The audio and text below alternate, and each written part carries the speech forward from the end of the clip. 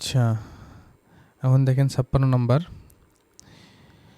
পিতার বর্তমান বয়স পুত্রের বয়সের 2 গুণ। 8 বছর আগে পিতা ও পুত্রের বয়সের অনুপাত ছিল 5:2। বর্তমান পিতার বয়স কত? তাহলে পুত্রের বয়স ধরি ক এবং পিতার বয়স 2 বছর। তাহলে 8 বছর আগে, তাই না? তাহলে 8 বছর আগে, তাহলে কন্ডিশন অনুযায়ী কি হয়? কন্ডিশন অনুযায়ী হয় হচ্ছে বা শর্ত অনুযায়ী 8 বছর আগে, তাহলে 2 মাইনাস 8 মাইনাস 8 5:2।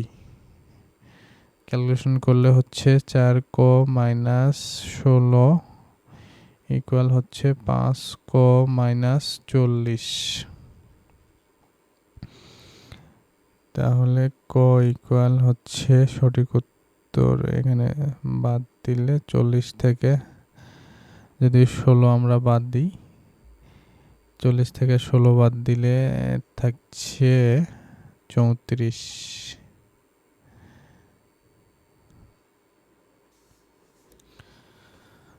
তাহলে 40 থেকে 16 বাদ দিলে আমরা পাচ্ছি হচ্ছে 24 বছর।